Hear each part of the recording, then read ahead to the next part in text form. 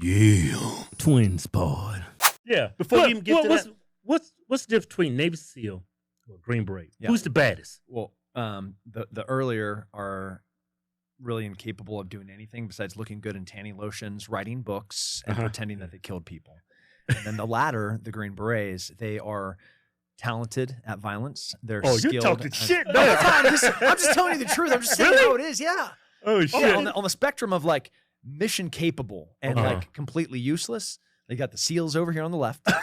And you got them Green Berets on the right. They're born to win wars and are like chiseled out of granite and there's nothing harder than like woodpecker lips. I mean, they're like diamonds. Oh, okay. So Green Berets are the shit. Yeah, that's right. Who killed Osama bin Laden? I mean, there's a lot of argument about that. But it's technically who killed him? Navy SEALs or Green Berets? A bunch of different Navy SEALs, all of which claiming to kill him. Yeah. No, that would definitely have been a mistake made by the president about which special operations unit to send in there. Okay. Any of them, you send the 82nd Airborne in there, bin Laden's dead. Mm-hmm. You send the 101st, bin Laden's dead. It doesn't matter what American warfighter you send. How about the Marines? Oh, without a doubt. Yeah. Yeah. Yeah, where's the Marines? Box of crayons, you know, and just launch them towards something to kill, and there's nothing that can stop them. Right. Yeah, I mean, just think about the beaches of Normandy, you know, as those Marines. Oh no, they weren't there. The biggest amphibious those assault type of army guys, huh? Yeah. in history. Yeah. Well, and they weren't present. My brother, he's retired on it. We did Marine Corps. Yeah, we did. Marines are awesome. Can I tell you a Marine story? Sure. Yeah. Sure. Okay. This is gonna be fucked up. I already know. No. So I was a Special Forces baby, which means I came straight into the Army to go to Special Forces. Oh wow. It was an 18 X-ray program. It was not a great idea, but they would take collegiate athletes. They'd send them to selection. If they got selected, they'd send them to training. If they made it through training, made it to a team, the team didn't kill them. All right, the guy's gonna hang. But is that typical for what you went through? Okay. No, it was not. And we died way more often than a regular Green Beret that came from conventional Army because they were a little bit more senior, a little bit more experienced. So I just gave you some context to understand that I didn't know a lot about the Army or the military when my first combat deployment when I was in Iraq. We were tasked with killing the #1 bad guy in Iraq. His name was Zarqawi. Task Force Bruiser like Jocko Willink and Chris Kyle, all those guys are hunting Zarqawi. And the Joint Special Operations Task Force, comprised of the most elite American Army special missions units. They're trying to find this one dude. And it's amazing to see like the entire power of the American military directed at a single human. Yeah. Yeah. You know what? It's weird. I've never heard of that name before. I heard of Osama bin Laden. I heard of Saddam Hussein. I never heard of that name. No, you remember Zarqawi. The picture's this big, dark, black beard. He's a big guy. He'd always pose with dead American soldiers. The Black Rock guys, or the Black Rock guys that were like hanging from the bridge. Oh, it's been a while, but this is 2006. Yeah, it's been a while. So we go out and we're hitting some of his safe houses and bomb maker houses. We get in a bunch of gunfights, and 160th, which is the special operations wing, the aviation group that would come and pick up the operators on the ground. They get in a bunch of gunfights. They get all shut up, and ultimately they're like, "Hey, man, we can't come pick you up," and like. Just like that. Yeah. Hey, man, I can't come pick you up. We got shut up. We have an entire troop of special forces dudes on the ground, and we're like, oh, well, where do we go? You know? Right. So, like, we old school pull out a map, and we're like, the closest base is this military FOB run by the Marines. And I want to talk about one of the scariest moments in your life, 4 o'clock in the morning, walking up to a bunch of Marines in the middle of Iraq that had been gunfighting every day of their lives since they got on ground. They have nothing besides like hate, purpose, and like masturbation sheets. That's all that's there. Oh, man. And, we're like doing every single FAR recognition signal that you can imagine, you know, and like, please don't murder us. We're Americans. We're doing like the loop-de-loops. How far of a hump was that? It was a hump. And we'd already had like 5-6 gunfights that night. Like we were tuckered out. And I hated humps when I was in boot camp. We did like a 5-mile hump. Was it 5 miles? It was like probably 12. Yeah, it was more like 12. Yeah, damn near died. Yeah. Yeah, 12's the standard. Yeah. Yeah, 12. How many miles do you think you humped to that Marine Corps base? I'm gonna say it's like 7 or 8. Jeez. You know, but after In the dark. after gunfighting all night, you know, we got body bags and we got like all of the sensitive site exploitation information that we had taken off target, and you know, like post fight, you got that adrenaline dump.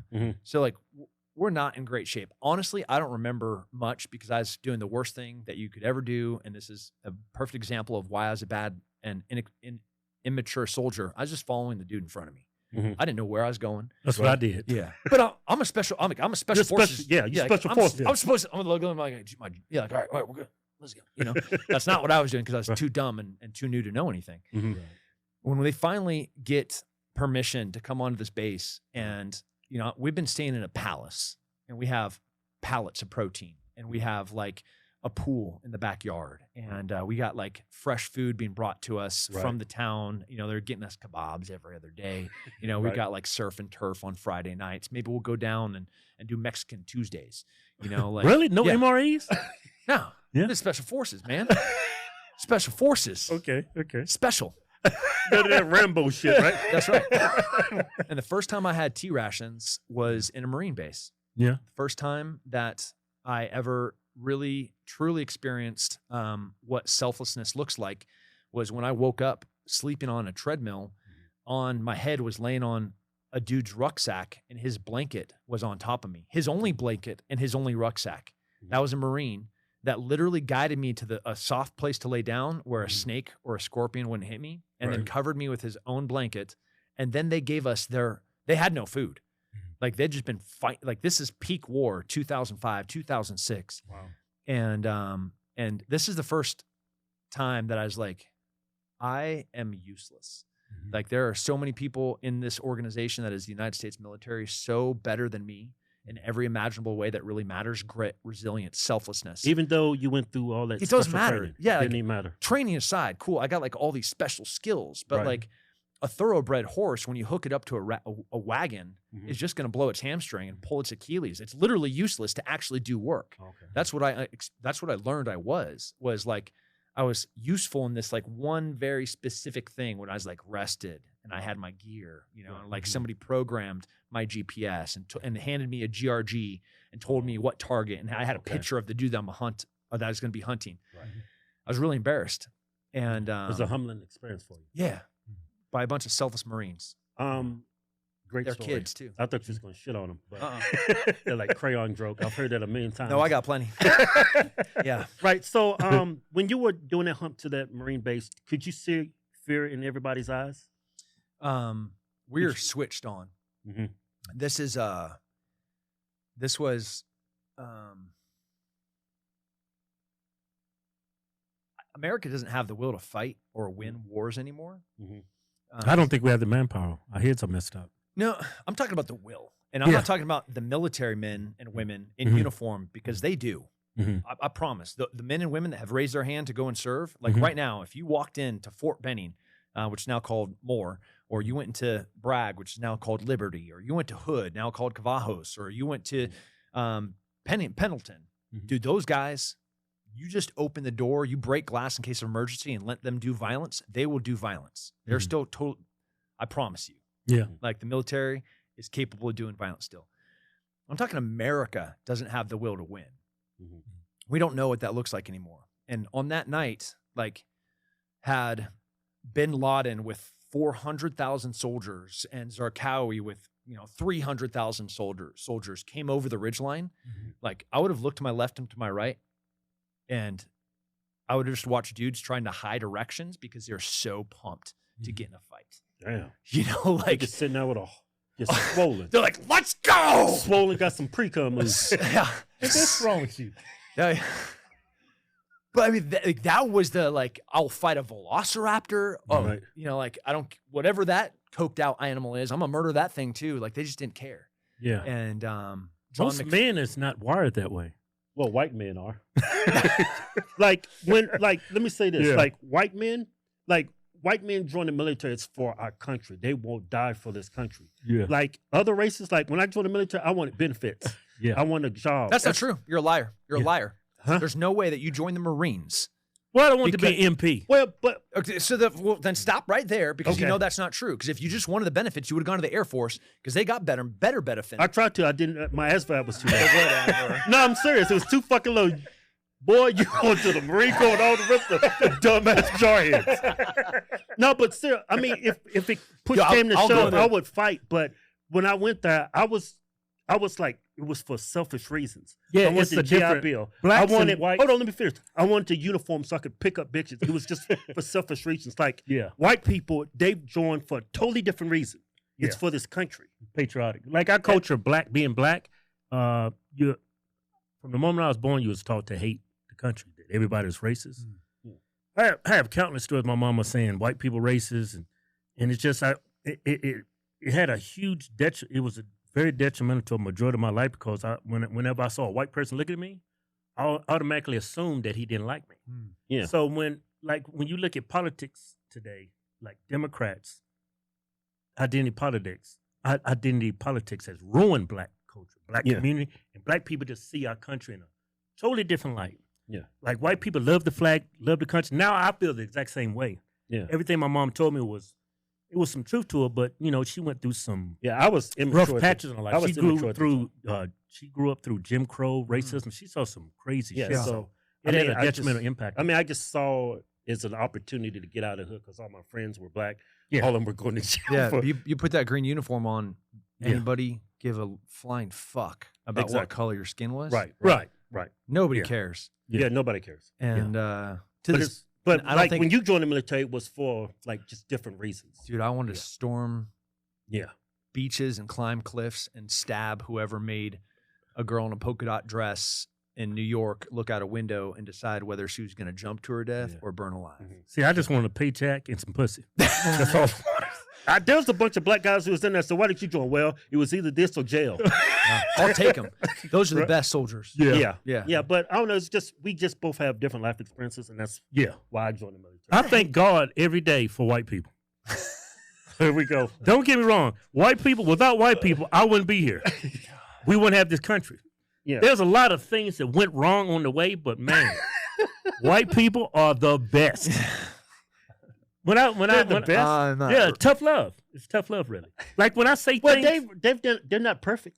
I'm not saying they're perfect. Well, when you say the best, No, I'm not saying they're perfect. I'm just saying black people have a different standard, high standard. So it comes- when you guys have these conversations and I'm on Mm. this side of the table, Mm. I'm just going to like hang out. yeah. sure. Okay. So, because I have nothing to add into this, you know? Yeah, yeah. You're like, Well, I'm yeah, just- white people are the way. No. Yeah, I'm Nope, just I'm painting a different take perspective. back Let's get back to second. him. Fuck all this No, bullshit. I like this. I was enjoying every word. All right, so firefight. Yeah. I remember first time I was on the range and they were shooting. We was up underneath and we was just like plotting where the bullets was hitting, Uh-huh. Yeah. and the bullets were going by, and it was giving me like anxiety. Hearing the Right, there's whiz nobody- or the yeah, snap. The whiz and the snap Yeah, you going can through the hear it. thing. Best feeling Yeah. ever. Yeah. So what is a firefight like? Well, I'll tell you, when you hear the whiz, it's like, all right, that guy's close. You hear the whiz and the snap, it's like, here we go. Mhm. You know, it's on. It's the best gunfight is one where the bad guy is asleep in his bed. And there's like 25 of my friends, and he didn't wake up. Like, that's mission accomplished. Right. I think there's been Hollywood has really done us dirty, where they're like, you know, you're supposed to like throw ladders over the wall and like flashbangs are going in there. Like, Yeah. you messed up. Yeah. Like, if you have to do that, you've messed up. Yeah. It's kill capture. Right. So like, kill is also the first portion of that. Those two words. So I'd Mhm. err on the side of kill unless we need information. Then I guess we'll Yeah, take capture. so I imagine like when you're in a firefight, and what does that smell like? Do you smell death in the air? Oh man, that's